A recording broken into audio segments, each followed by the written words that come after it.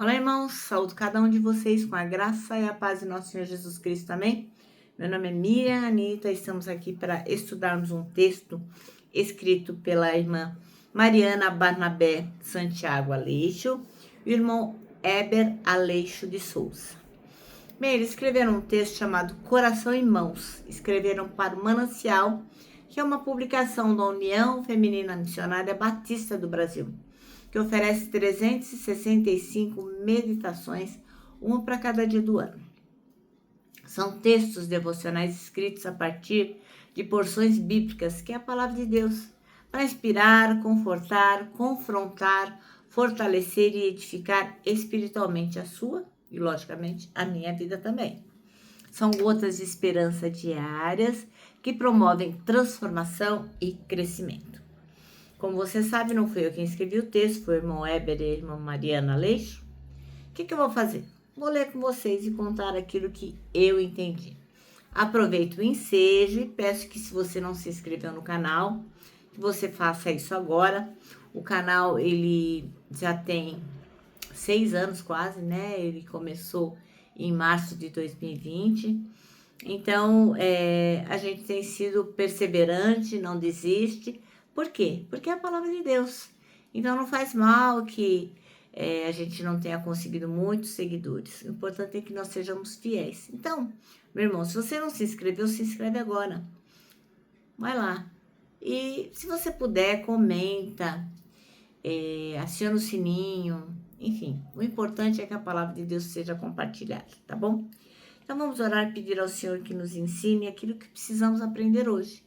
Para quê? Para que cada dia possamos ser cristãos melhores.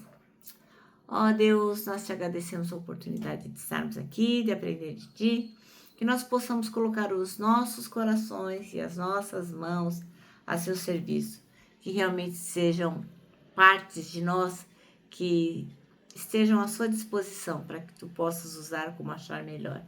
É o que nós te pedimos, não porque merecemos, mas em nome de Jesus. Amém. Bom, irmãos, então hoje nós vamos ler o Salmo 78, vamos ler versículos 70, 71 e 72. Apenas 3 versículos.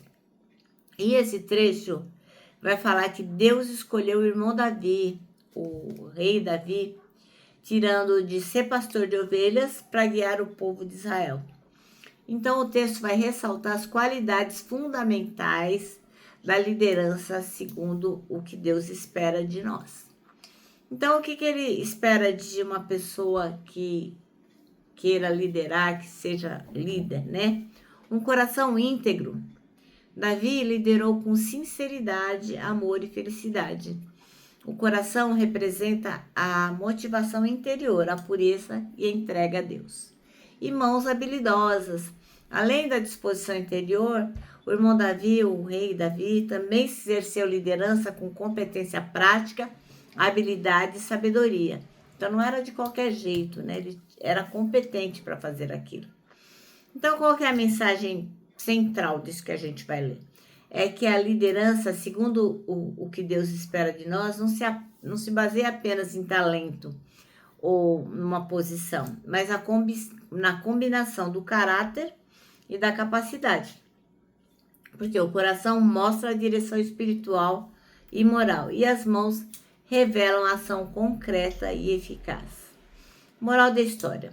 Esse equilíbrio inspira líderes hoje. Não basta ter boas intenções. Aliás, né, tem um ditado que diz que de boa intenção o inferno está assim, ó, cheio. Então não basta a gente só ter boa intenção. A gente tem que ter preparo. Nem basta ter habilidades sem integridade. Ah, eu tenho um dom, mas não sou íntegro. Não vai, Deus não vai aceitar. Então Deus chama pessoas que unem coração às mãos para guiar outras pessoas com justiça, cuidado e responsabilidade. Amém? Bom, então vamos ler o nosso texto, que é Salmo 78, de 70 a 72. E diz assim, ó. Então, Deus escolheu o seu servo Davi, ele o tirou do curral de ovelhas, quando ainda pastoreava o rebanho. Ele o pôs como rei de Israel, como pastor do povo de Deus.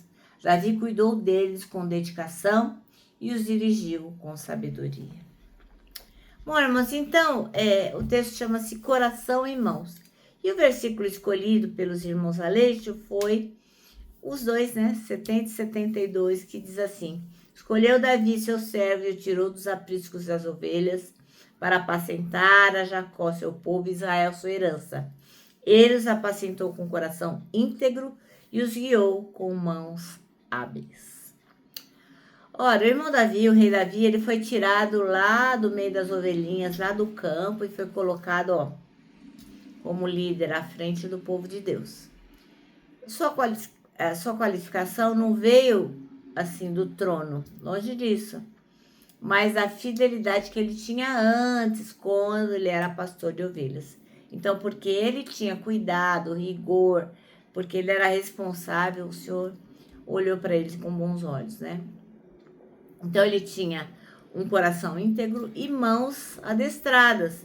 Uma combinação que vai revelar o quê? A profundidade espiritual e o preparo prático.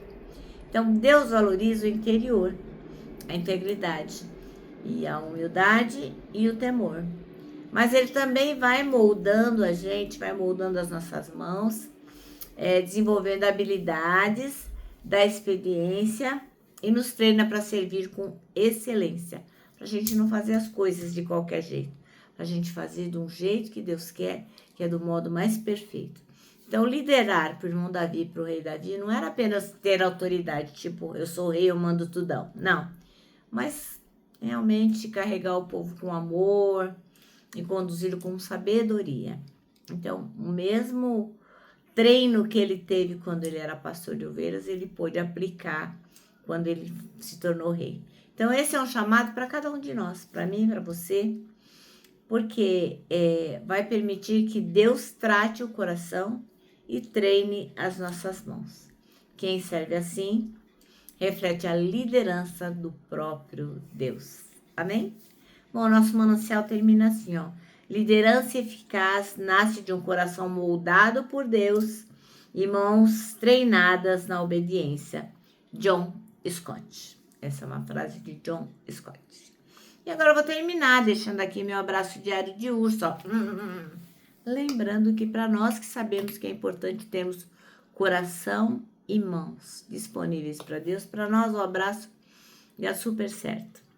Bom, e agora eu quero dizer para você que você tem um versículo para decorar junto comigo, que é 1 Coríntios 3,16, que diz o seguinte: somos o templo onde o Espírito Santo habita, se move e manifesta a glória de Deus. Agora eu vou terminar, vou me despedir, deixando a frase do ano, a frase do reverendo Augusto Nicodemos, que diz o seguinte: arrependimento não é quando você chora, mas quando você muda.